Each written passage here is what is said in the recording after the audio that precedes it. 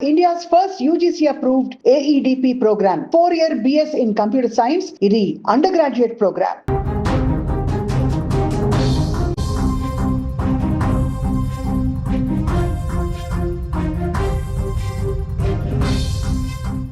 ఆంధ్రప్రదేశ్ రాజకీయాల్లో కర్నూలు జిల్లా వేదికగా మరోసారి హైడ్రామా మొదలైంది.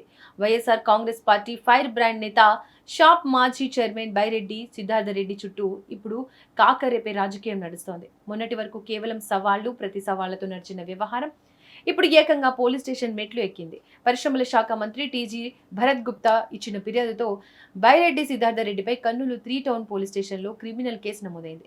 ఈ పరిణామంతో కర్నూలు రాజకీయాలు ఒక్కసారిగా వేడెక్కాయి. బైరెడ్డి అరెస్ట్ అవుతారా లేదా అనే ఉత్కంఠ ఇప్పుడు సర్వత్రా వ్యక్తమవుతోంది. అసలు ఏం జరిగిందంటే, ఈ నెల 14న కర్నూలు కలెక్టరేట్ ఎదుట వైసీపీ భారీ ధర్నా నిర్వహించింది. ఈ నిరసన కార్యక్రమంలో పాల్గొన్న బైరెడ్డి సిద్ధార్థరెడ్డి స్థానిక ఎమ్మెల్యే మంత్రి టీజీ భరత్ గుప్తాను టార్గెట్ చేస్తూ తీవ్ర స్థాయిలో విరుచుకుపడ్డారు. ఒక ఫార్మా కంపెనీ వ్యవహారంలో మంత్రి నారా లోకేష్ కు తెలియకుండానే టీజీ భరత్ ఏకంగా 45 కోట్ల రూపాయల ముడుపులు తీసుకున్నారంటూ సంచలన ఆరోపణలు చేశారు. మంత్రి కుటుంబ సభ్యులను కూడా వివాదంలోకి లాగుతూ కొన్ని వివాదాస్పద వ్యాఖ్యలు చేశారు.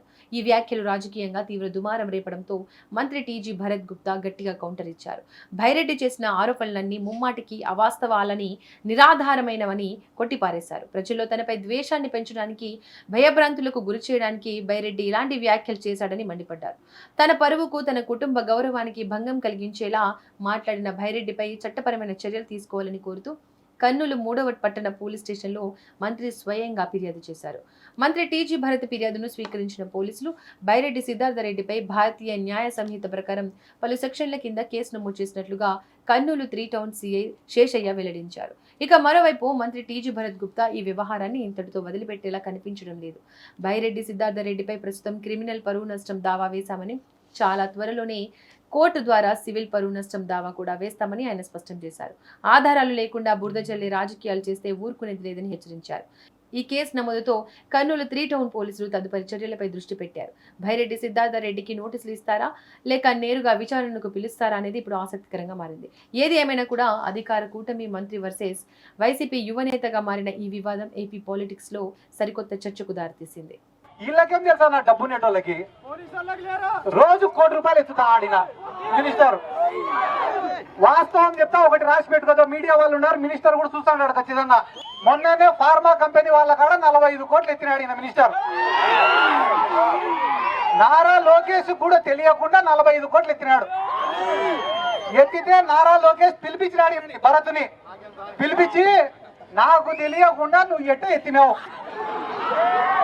45 కోట్లు ఎత్తేటప్పుడు నాకు చెప్పాలా లేదా అన్నాడు. అనింటే దానికి భరత్ ఏం చెప్పినాడు తెలుసా, డాడీకి చెప్పినా నేను అన్నాడు. దానికి లోకేష్ ఏమన్నాడు తెలుసా, చెప్పాల్సింది మీ డాడీకి కాదురా మా డాడీకి. వీళ్ళు ఇంత నీచంగా ఇదే పూడిచెర్ల కాడ సోలార్ పడితే దాని పక్కన 1600 ఎకరాలు కొనుక్కునేదానికి ఈ టీజీ భరత్ సిద్ధం అన్నాడు.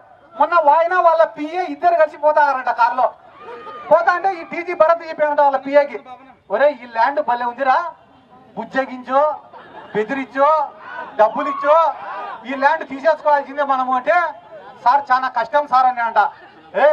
నేను చెప్తానారా ఎందుకు కష్టము, ఖచ్చితంగా తీసుకోవాల్సిందే ఈ ల్యాండ్ అంటే, అయినా కూడా కష్టమే సార్ అంట. ఎందుకురా అంటే ఆ ల్యాండ్ మందే సార్ అని అంట.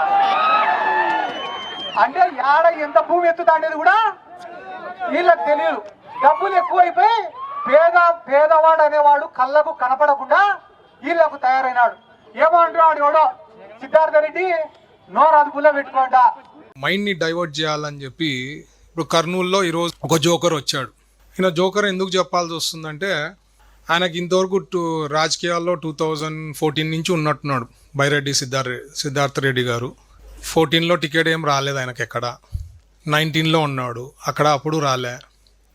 24లో ఉంది, ఆయనకి టికెట్ రాలే. ఆయనను ఎప్పుడు వాడుకుంటారంటే, ఆయన ఏదో మాటలు మాట్లాడుతుంటారు కాబట్టి వైఎస్ఆర్సీపీ పార్టీ వాళ్ళు స్టేట్ వైడ్ ఆయన కొద్దిగా మాట్లాడతాడు కాబట్టి ఆ జోకర్ని పిలిపియండి అయ్యా, ఆయన ఏదో కొన్ని మాటలు మాట్లాడిపోతాడు, పిట్టకథలు మాట్లాడిపోతాడు అని చెప్పి.